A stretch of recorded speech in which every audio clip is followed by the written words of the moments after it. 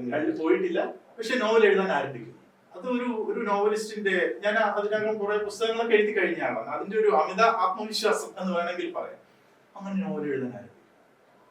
അങ്ങനെ ഒരു ചാപ്റ്റർ, ഇപ്പൊ നോവലിൽ കാണുന്ന ആദ്യത്തെ ചാപ്റ്റർ അല്ല, ഇടയിലുള്ള ഒരു ചാപ്റ്ററാണ്.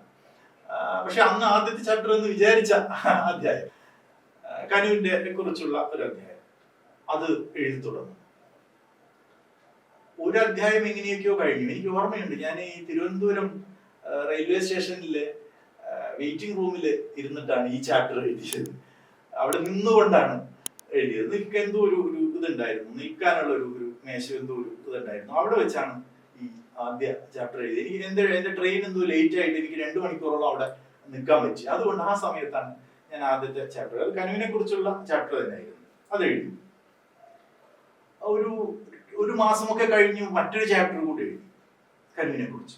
പക്ഷെ ഇത് രണ്ടും കഴിഞ്ഞപ്പോൾ അവിടെ നിന്നും ബ്ലാക്ക് ആയി. കാരണം നമ്മൾ ഈ നാട് കണ്ടിട്ടില്ല. ഈ വായിച്ചറിവും കേട്ടറിവും ഈ വീഡിയോ ബ്ലോഗുകൾ കണ്ടറിവും മാത്രമേ ഉള്ളൂ. അത് പോരാ.